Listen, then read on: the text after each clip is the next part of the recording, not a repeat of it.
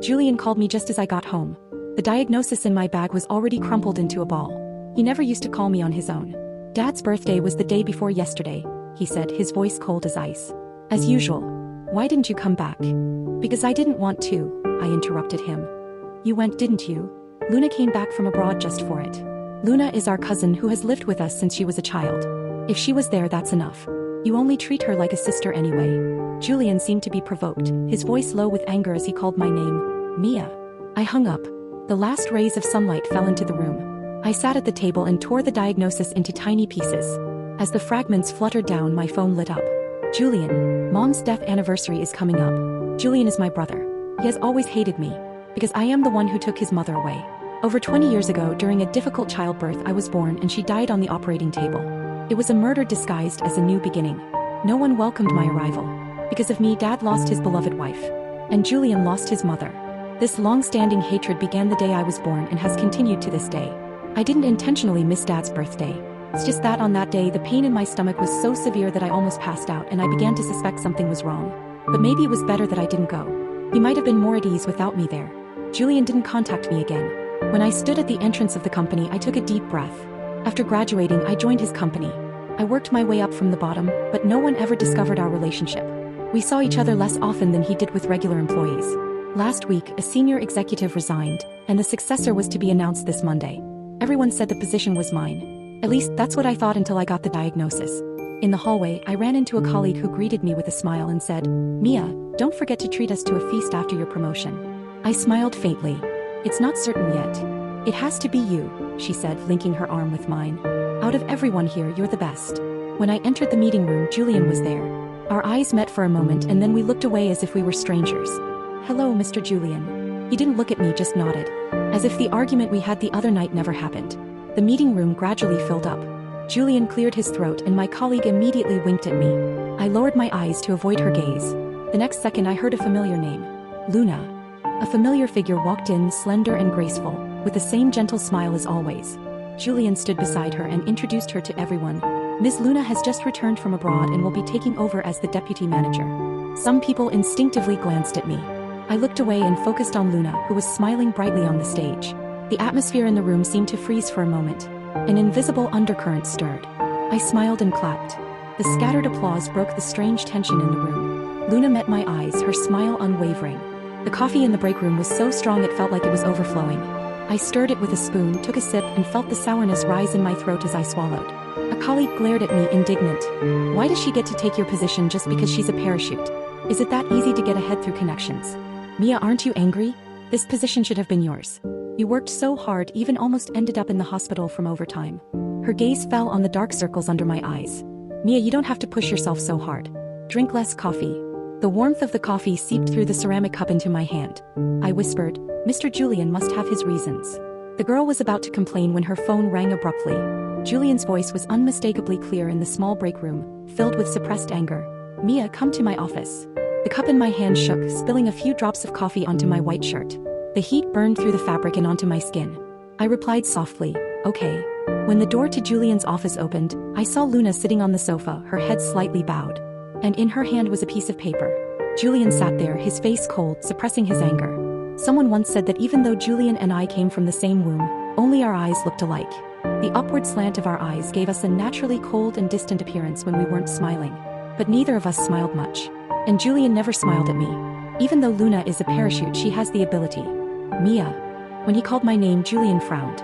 If you have complaints, say them directly.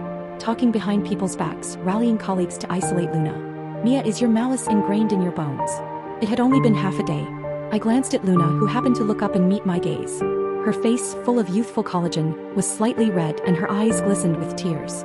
She immediately looked down. The actors in this farce were all in place, waiting for me to play my part, but I had no interest in joining their performance. People can say whatever they want. What they say has nothing to do with me. Besides, they're not stupid. A sob and the sound of something hitting the floor echoed simultaneously. The expensive pen that had been on the table was now shattered into pieces. Black ink spread at my feet. Mia, you. A thin piece of paper landed on his desk. Julian's words were cut off as he saw what was written on it. His anger flared up again. Mia, are you a child? Are you throwing a tantrum? The fresh resignation letter was crumpled into a ball and thrown back at my feet like trash. It wasn't a tantrum. I had known for a long time. I didn't have the right to throw tantrums. Only children who were loved had that right. And I wasn't one of them. I'll go to HR myself. As I closed the door, his roar was shut out along with it. I hadn't gone far when Luna caught up to me. Mia. Her voice still carried a hint of a sob as she cautiously reached for my hand. Mia, don't be angry. I don't want this position. I'll talk to Julian. Don't be upset.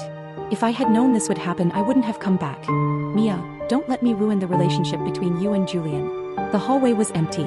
I stopped and looked at her. Luna's eyes naturally carried an innocent and pitiful charm, accentuated by her slightly red eyes and nose, making it easy for her to win people's favor. Just like when she first came to our house over 10 years ago.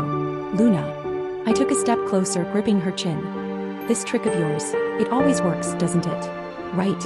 Luna's face turned pale. The elevator dinged as it arrived. I let go of her and walked into the elevator. She seemed stunned, standing still. I smiled at her. You know very well that there's no sibling bond between him and me. In fact, you're more like his sister. As the elevator doors closed, I saw my expressionless face reflected in the metal. My stomach was in agony. In the beginning, Julian and I weren't this estranged. When we were kids, even though he didn't like me, he never did anything extreme or said anything too harsh. Compared to Dad, who treated me like I was invisible, Julian was the only person I felt close to. Back then, I thought that even if Julian didn't like me, we were still family. Blood ties were supposed to mean something. But then, in middle school, Luna came to live with us. That's when I realized Julian could be kind to someone else. He wouldn't always have a cold expression, wouldn't tell her to get lost, and wouldn't mock her. That was how a brother should treat his sister. But Luna wasn't satisfied. 5 days after she transferred to my school, I came home to find Julian slapping me hard across the face. I covered my face, stunned, as he muttered words I couldn't understand. Bullying. Evil. Apologize.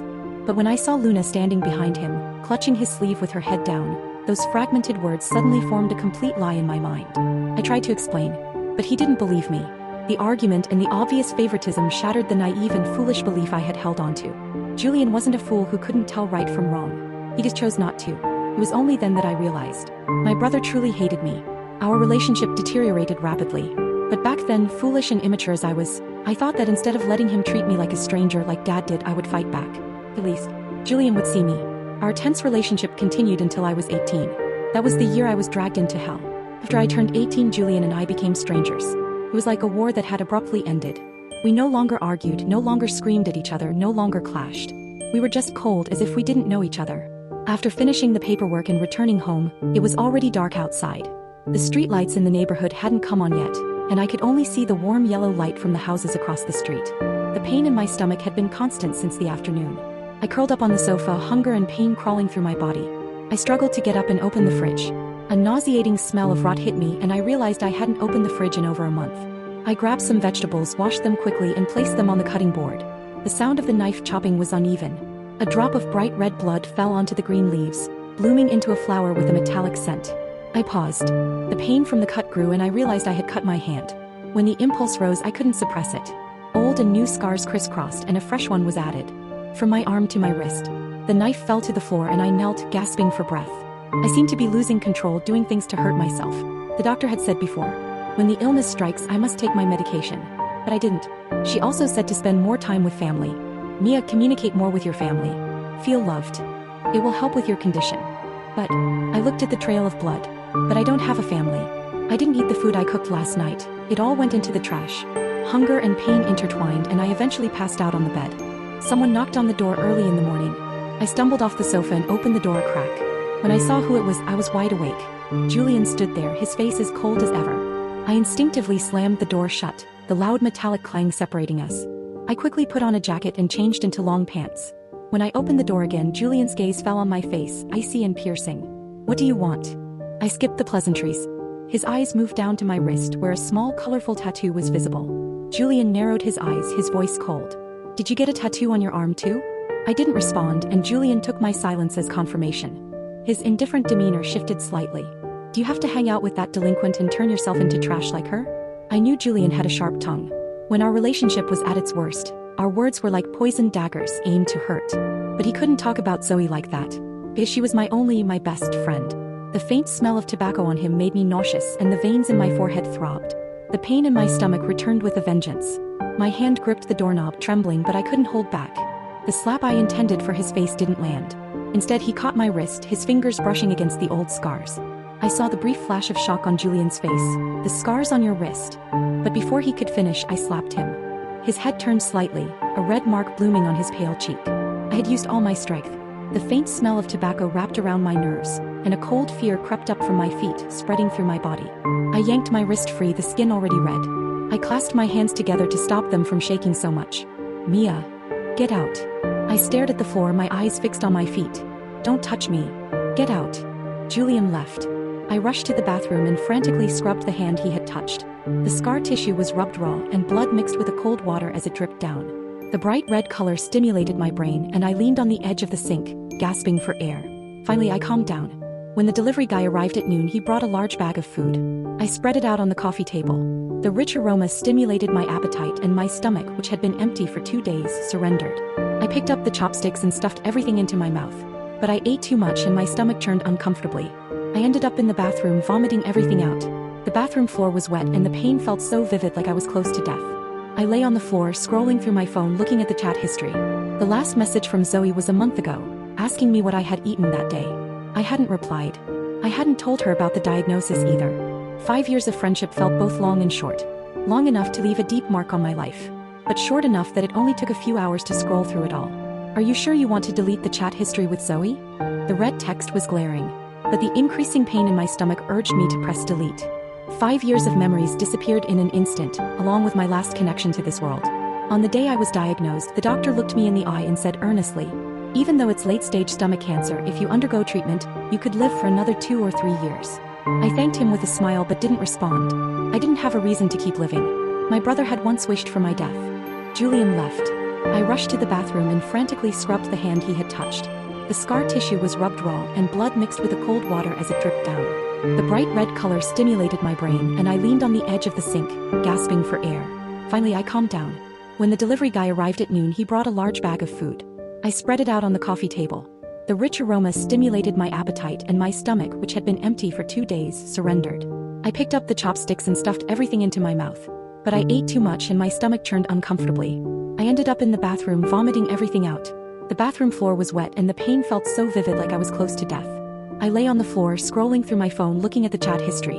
The last message from Zoe was a month ago, asking me what I had eaten that day. I hadn't replied. I hadn't told her about the diagnosis either. 5 years of friendship felt both long and short.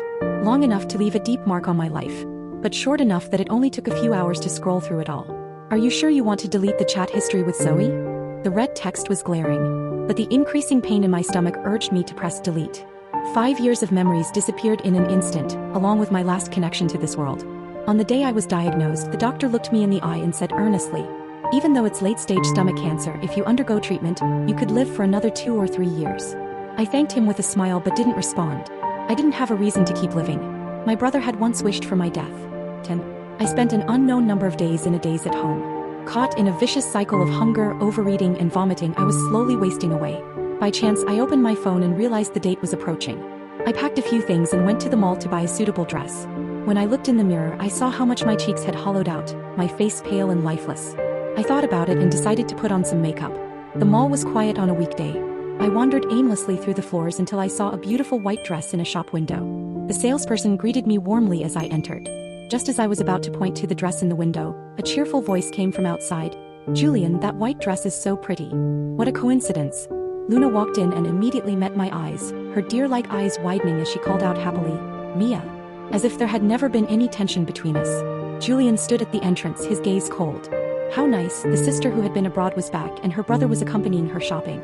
I smiled sarcastically and ignored them. That dress, size M, please wrap it up for me. Get me one too, size M. Luna and I pointed to the same dress at the same time.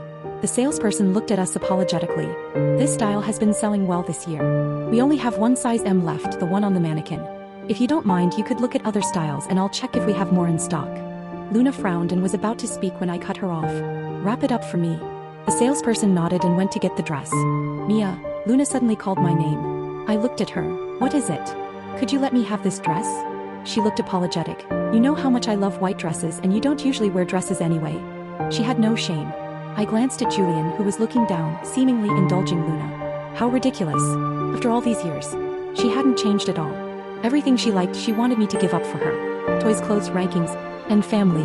No. I refused coldly. Luna was stunned. She watched as I took the wrapped dress, her eyes welling up with tears as she lowered her head and returned to Julian's side. Julian leaned over and whispered something to her. Her eyes curved into a smile and she happily took his arm, not forgetting to glance at me, as if she was proudly showing off that my brother was now hers. In truth, the dress didn't matter at all. What she really wanted was for me to see that my brother seemed to love her more. But who cared? After all, it had always been like this for over a decade. The days passed. My health continued to deteriorate. Julian never reached out to me again. I flipped through the calendar, counting down the little time I had left, until I received a text from Luna. She invited me to a banquet, adding at the end, "Mia, Julian is really worried about you. This is a good opportunity for you two to mend your relationship."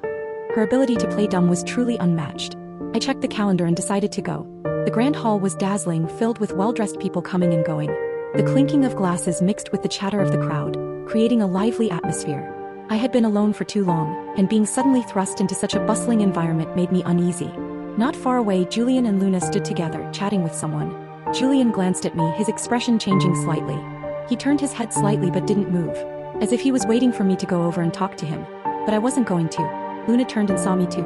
She immediately smiled and started walking toward me, but I turned and walked out of the banquet hall without hesitation. The wind on the balcony was strong. I leaned against the railing, listening to the laughter and chatter coming from the banquet hall behind me, counting down the minutes until it was over so I could go home. Suddenly, someone grabbed me from behind and I fell into an unfamiliar embrace. The overwhelming smell of tobacco instantly surrounded me, and the urge to vomit surged up. I pushed the stranger away only to see Luna standing behind him.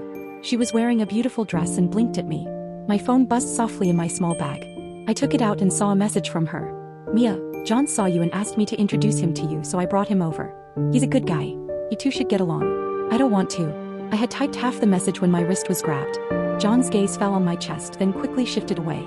That one look was enough to bring back the fear from that night. I slapped his hand away. Even though my stomach was empty, I couldn't stop dry heaving. He moved closer and I inched backward. The dim light, the heavy smell of smoke, the tall stranger. Everything snapped the last thread of rationality in my mind. I covered my mouth, dry heaving, and tremblingly pulled a switchblade from my bag. My hand shook uncontrollably. The blade grazed his skin and blood slowly stained my entire world. "Mia!" A roar echoed as my hand was slapped away, the knife clattering to the ground, reflecting the cold moonlight from the window. "What the hell are you doing?" Julian's voice was like thunder, but I felt like my throat was being strangled. The veins at my temples throbbed and something in my head felt like it was about to burst. I covered my mouth, my eyes dry and painful, gasping like a wounded animal. Luna, in her beautiful dress, floated over, gasping when she saw the scene, her voice trembling. "What happened? John, how did you get hurt? Didn't you say you liked Mia and wanted to talk to her?" The stranger frowned. "I didn't do anything." She suddenly pulled out a knife. "Julian," Luna called out to him, "I can vouch for John's character." The implication was clear. I gasped for air, reached out and tried to slap her, but Julian, standing in front of her, pushed me away. I fell to the ground, disheveled. The three of them looked down at me. My stomach hurt. My eyes hurt. My head hurt. Every part of my body seemed to be in pain. I felt like a broken-down robot, my mind a chaotic mess. I heard Julian's cold voice. "What the hell is wrong with you? Mia, are you sick?" I wanted to cry, but I couldn't. All I could do was lean against the wall, gritting my teeth against the pain and slowly get up. "Yes, I'm sick. I don't have much time left." I leaned against the door, using all my strength to stand up straight. I knew my stomach was empty and there was nothing to vomit. But now a sweet taste rose in my throat. Thick blood spilled from my mouth, dripping onto my clothes and the floor. I saw Julian freeze for a moment. I saw him instinctively reach out to touch me, but I took a step back. "Why didn't you ask me? Why didn't you ask what he did to me? You're willing to believe Luna's one-sided story, but you've never listened to me. You've never listened to me. Because you never cared. In the end, it's always my fault. Because I'm the sinner. I owe Mom's life. Right?" The room fell silent. My brother was only panicked for a moment. Then he immediately calmed down. I heard him ask in the same calm voice as always, "Isn't that the truth?" "Yes." I still couldn't cry. Even though my eyes hurt like hell, not a single tear fell. "So I'm about to pay for Mom's life." This was the last time I would call him my brother. I looked at Julian, smiling faintly. "I'm about to die. Are you happy, brother?" Julian didn't catch Mia that night. She disappeared into the streets. Later he would think countless times that if only he had been faster that day. If only he had grabbed Mia's hand and not let her leave, everything would have been different. Mia didn't go home. His number was blocked, and her WeChat showed only a red exclamation mark. Julian smoked for 2 days outside her apartment, but she never appeared at her door again. 20 years of blood ties felt as thin as a piece of paper. Once she went missing, he had no way of finding her. He went to the hospital.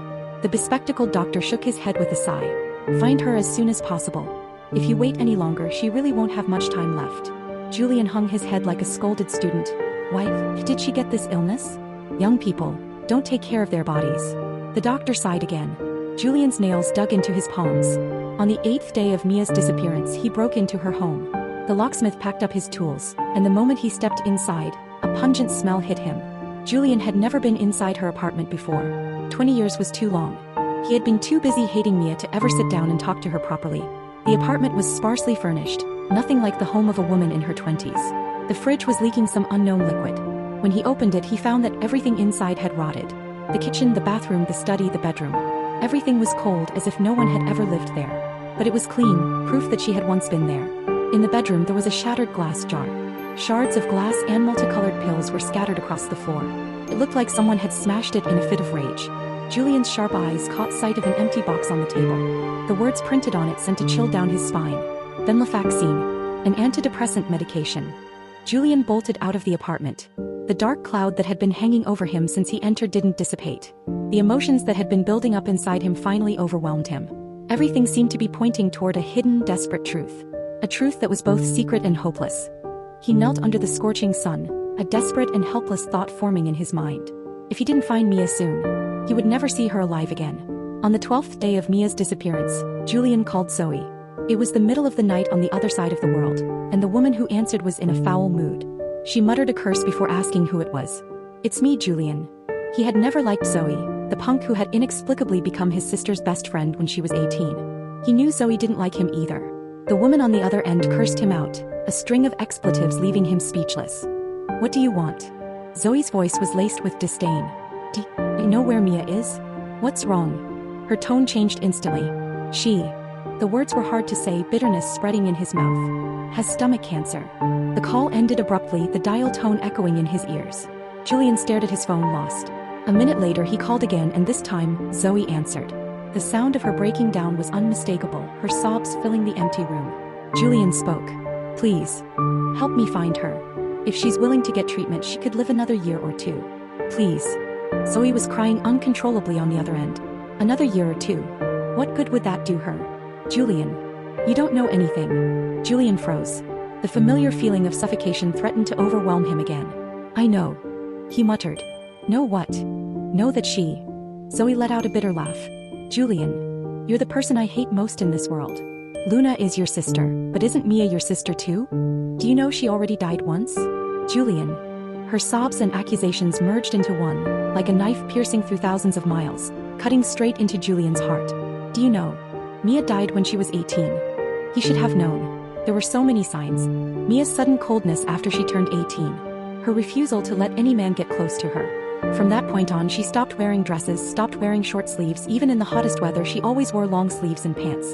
And then there were the scars on her wrists, the knife she always carried, the scattered antidepressants on the floor. His only sister, who shared the same blood as him, had started withering away when she was 18. When I was 18, I called Julian once. I didn't know why I called him. Maybe I was still holding on to a sliver of hope, hoping that he would save me. If he had just a little bit of compassion. If he cared even a little. If I could have known that someone in this world still loved me. Maybe I could have found a glimmer of hope to keep living in the overwhelming self-destructive thoughts that were suffocating me. When he answered the phone, he was as cold as ever. I called him brother, not with the usual resentment, but softly, asking him, if I really died, please, what would you do? Save me. The fruit knife on the table reflected the light from the window. I could hear my breathing merging with the shadows in the room. My hand holding the phone was trembling. Julian didn't call me crazy. I heard his voice, cold and calm. It hit the ground, shattered into pieces, and then flew straight into my heart. He said, that would be great. You killed Mom. You're paying for it. The ocean swallowed me whole and I kept sinking. Just as I was about to drown, I suddenly woke up, gasping for air like a wild animal. When the blade cut into my skin, it didn't hurt much. As the dark red blood flowed, I was pulled back to that day. In the dark alley, the light couldn't reach me, and a stranger's strength was something I couldn't fight against. He grabbed my hair and yanked it back. I cried, I screamed. I said I was sorry. Please, let me go. Please, let me go, okay? He didn't. He was the cruelest beast. Little by little, he dragged me into the deepest darkness. He slapped me over and over. Every time I begged, he hit me again. Until my mouth was filled with the taste of blood and I couldn't speak anymore. He tore off my clothes. The smell of burning flesh mixed with the stench of cheap cigarettes filled my nose. Light. Extinguish. Light. Extinguish. From my waist to my neck. Until the cigarette burned out completely. I don't know how long it lasted. From crying until I was exhausted to lying there numb. I was in the mud, the beast ravaging me. I could smell the burnt flesh, the rot coming from within me. If only I could die right now. But what did I do wrong? I was just walking. Just wearing my favorite dress. Did I do something wrong? I don't know when he left that day. The mud on the ground felt like it had become a part of me. I was naked and everything around me was darkness. If only Mia had never been born. If only I had never come into this world. Zoe showed up then. I didn't know her. But she called my name clear as day. She took off her jacket and wrapped it around me, carefully wiping the mud off my face, then trembling as she picked me up. She took me to the police station. Then she took me home. It was already midnight when I got back. My so-called father was sitting in the living room, a rare sight. But he just glanced at me. He ignored my messy hair, my dirty, torn clothes, my body that was both humiliated and disgusting. Then he looked away just like always. Later he left again. The house was empty except for me. Every time I closed my eyes, I was back in that alley. The burns on my skin festered in the summer heat. It would be better to die. But I didn't die. It was Zoe again. A call from an unknown number, a familiar voice apologizing for disturbing me, rambling about random things, trying to sound casual, trying to hide something. So I cut to the chase. "Why are you calling me?" She froze, stammering, unable to form a complete sentence. Finally, she seemed to gather her courage. "Don't die. Mia. I'm scared. I'm scared you'll kill yourself, so I saved your number." I didn't expect her to be so direct. Her words burned. They made my eyes sting. I could hear her breathing on the other end, nervous and hesitant. I saw the blood on the table, dripping onto the floor, blooming into a few plum blossoms, and the knife reflecting a cold light. Finally, I said, "Okay. Call an ambulance for me." I survived. But I couldn't move on. The shadows were like nightmares, weaving a web I couldn't escape from every night, trapping me in it. I hated the smell of cigarettes. I hated the dark. I hated myself. He lurked in the shadows, in every dark corner, and I never knew when he would appear again, dragging me back into the abyss. I remembered every detail of that night. The pain, the smells. I was so awake. Awake in pain. Awake wanting to die. Yet awake in living. Zoe took me to see a therapist. The doctor said I should be hospitalized. I didn't go. He prescribed me a lot of medication. But I didn't take any of it. I opened them all and put them in a clear glass jar. Zoe stayed with me that whole summer. The sun was bright, but I stayed indoors. She played all kinds of board games with me, never getting bored. She talked to me about the latest TV shows and anime. But I knew. Every night she would cry silently watching me. The next morning her eyes would be swollen. One day Zoe came out of the shower and saw me standing on the balcony. She almost cried. I looked at her and came down. "Zoe." I called her name. "Will you be my sister?" I didn't have a mom. My brother hated me. My dad treated me like a stranger. My body was broken, my soul was rotting. I had nothing. She rushed over and hugged me, her hot tears soaking into my clothes. She said, "Yes. Hi, dear Mia. From now on, I'm your sister. Promise me you'll live, okay?" I hugged her back. "Sis," I said, "don't let me trap you." Okay. I was destined to die. The normalcy was just on the surface. Inside, I was already a pile of ruins, waiting for death. After that summer, Luna went abroad. Julian joined the company. Zoe got into college. Everyone was moving forward. Only I was stuck in the ruins of my 18-year-old self. I could smell the rot on me getting worse since that night. The day Zoe left for college, I saw her off. She was on the verge of tears at the airport but didn't cry. She hugged me, calling my name over and over. Finally, she whispered in my ear, "Mia, if it's too hard, just let go." He knew. She knew about every scar on my body. She knew about my daily struggle in the mud. She knew about every moment my emotions collapsed, and I could only ease the pain by hurting myself. I hugged her back. After Zoe left, I seemed to return to normal, but every day was torture. I didn't have the energy to fight with Julian anymore. Just living took all my strength. Binge eating, irregular sleep, neglecting my body. When I got stomach cancer, I was happy, as I could finally die. I had already decided the day I would leave. It was Mom's death anniversary, and my birthday. But in over 20 years, I only celebrated my birthday twice. Both times with Zoe. Julian didn't know. I also envied those who had moms. I envied the girls who could be held by their moms, who could have their hair braided beautifully. I hated myself more than anyone else. The day finally came and it was just an ordinary day. The stomach pain was the same as always. I ate 2 buns in the morning and threw them up immediately. Then I curled up on the sofa, flipping through the photos in my album one by one, deleting them one by one. After deleting the last one, I got up and walked to the balcony. But then there was a loud noise from the living room. The door to the old neighborhood couldn't withstand any force. A familiar figure stumbled into my sight. My brother. After not seeing him for over 10 days, he looked haggard as if he had aged several years. I guess Zoe had told him. After all, I had only mentioned this place to her once. His clothes were disheveled and he was panting, his usually straight back now hunched. The way he looked at me was shattered.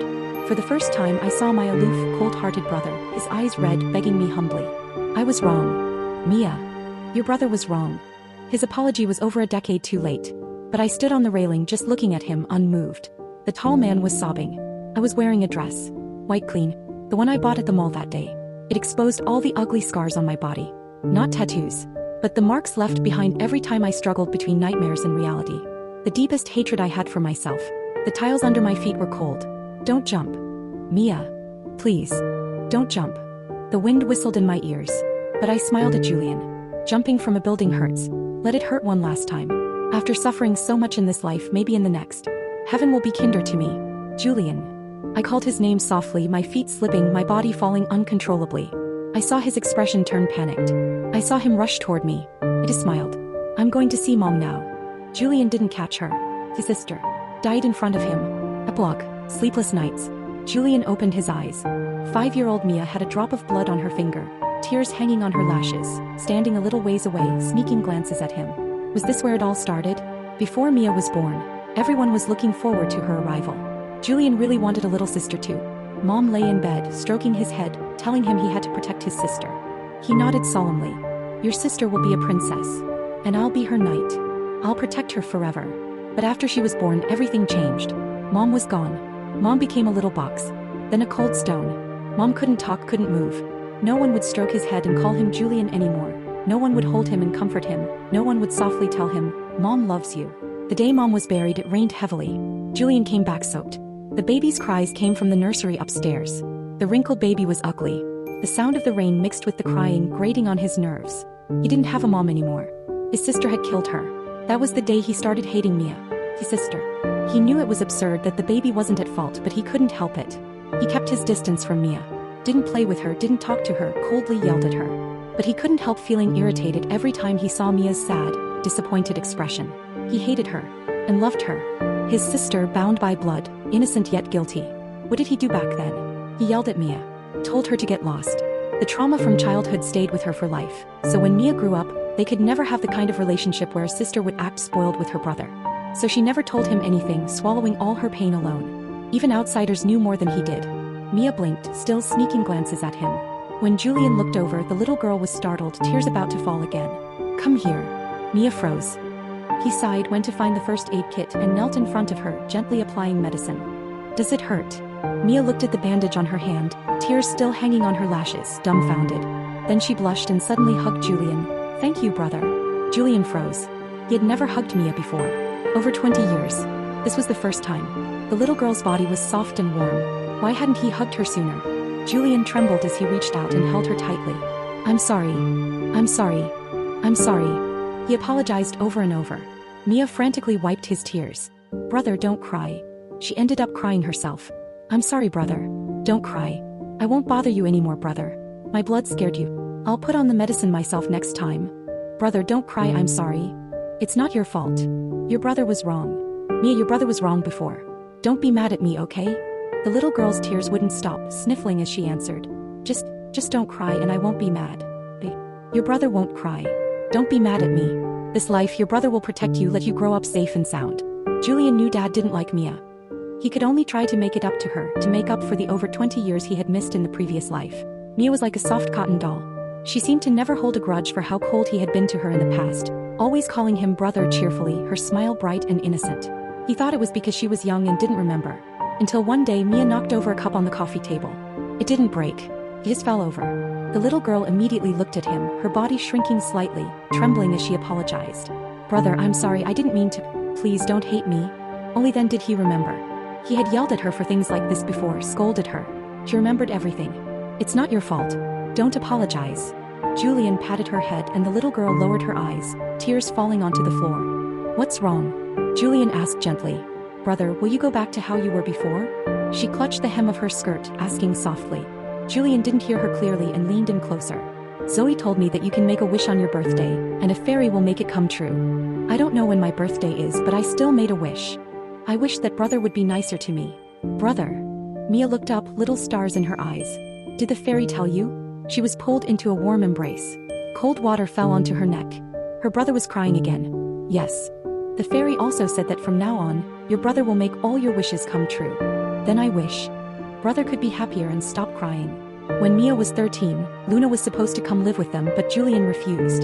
Dad didn't say anything, but Mia, wearing the new dress he had bought her, tugged at him and asked, "Why won't you let her stay? I could go to school with her and you wouldn't have to pick me up all the time." His sister was kind and cheerful. Her smile was free of any shadows. Julian patted her head. "One sister is enough." Mia looked touched, smiling as she acted spoiled. "Brother is the best." Julian didn't say anything. He only had one wish. This life, Mia would grow up happy and healthy. When Mia was 15, she got into the best high school in the area, just like in the previous life. But this time, she proudly showed him her acceptance letter, beaming. "Brother, I got into your high school. The best one." Julian took out the gift he had prepared earlier. "Mia is amazing." The girl laughed and spun around the room, holding his hand. "I'm going to live at school during high school." Then she half-jokingly scolded him. "Brother, don't call me so much when you're at college. I heard you're really busy." Julian smiled at her. "Mia. Yeah. You have to grow up well." I know. Mia smiled too. When Mia was 17, Julian saw the photo she posted. Two girls smiling brightly. The girl next to her had a broken eyebrow and earrings. It was Zoe. He called, but the call was rejected. A while later she called back. The person on the other end affectionately called out, "Brother." Julian was stunned. It took him a while to respond. "Are you going shopping with your friend this weekend? I'll send you some money." "No need." Mia laughed on the other end. "We're going to the library to study." When Mia was about to take her college entrance exams, he came back to see her. He stayed home every day, making her nutritious meals, more nervous than she was. On the day of the exams, he brought a lot of things. He stood there all day. When the last exam was over, Mia was the first one out. The reporters at the gate couldn't stop her. The sun was bright that day. She ran toward him. Her smile was radiant. She threw herself into his arms, shouting, "Brother, I'm done." Julian hugged her back. "Congratulations." On Mia's 18th birthday, he threw her a grand coming-of-age party.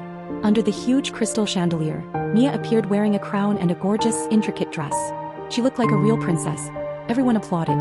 She looked at Julian in the crowd, their eyes meeting. She mouthed, "Thank you, brother." Mia's eyes looked like his. When she smiled, it was beautiful, as if the stars in the sky had been crushed and sprinkled into her eyes. 18-year-old Mia. Full of life, beautiful and strong. His sister. After the party ended, Julian went to visit Mom's grave. The black and white photo showed a young, beautiful woman. Mia looked a bit like her. Julian stood there for a long time. He touched the cold stone. "Mom, your princess. Grew up safe and sound." When Mia graduated at 22, she didn't join his company but chose a job she liked. Sometimes they video called. Mia looked tired but couldn't hide her happiness. Julian looked at the dark circles under her eyes. "Tell your brother if you're tired. Your brother has money." The person on the other end of the call brushed him off and the phone was taken by someone else. Zoe leaned into the screen. "Don't worry, Julian. I'm keeping an eye on Mia. Everything's fine." "But..." Mia was shouting in the background. Zoe's voice was full of laughter. "You might get to meet your brother-in-law soon." The call ended abruptly. Julian sat at his desk, stunned for a long time. This life was too good. Too smooth. Like a dream, fleeting and unreal. When Mia was almost 24, she was about to get married. He had met the man many times. Gentle and kind. He loved Mia deeply. The night before the wedding, he went to see Mom again. "Mom, tomorrow Mia is getting married. I won't come see you. Your princess has found her prince. From now on, there will be two people protecting her. Mom, if this is a dream, can it last a little longer?" The bride went missing.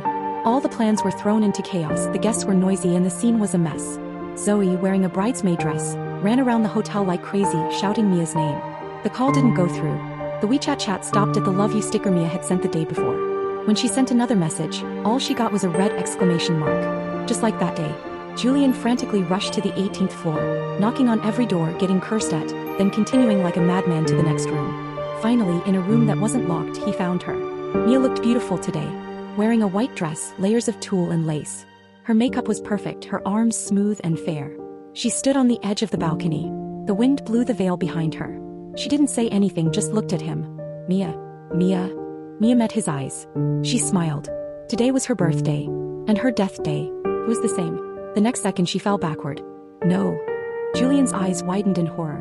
All the scenes quickly faded like a slideshow rushing forward. The blood on the white dress merged with the blood on the wedding dress. Countless MIAs merged into one. Smiling, crying. Finally, it all stopped on that day. She jumped from the 18th floor. She said, "Julian, I'm going to see Mom now." "No." When Julian woke up from the dream, the night was as dark as ink. Teenage Mia in her school uniform stood on his nightstand. Julian turned on the light. The photo immediately became vivid. The person in the photo wasn't smiling, but the Mia in his dreams always smiled, calling him sweetly, "brother." The Mia in his dreams wasn't hurt, wasn't depressed, wasn't sick. Life couldn't be redone. He knew that. So why couldn't he have been nicer to Mia sooner? His sister would never, ever come back. The wind outside shook the window violently. The man covered his face, sobbing. Julian tried countless times to recall the suffering she had endured, but it always ended in self-torment. He gradually broke down under the weight of his regret. At 36, he went to find Mia.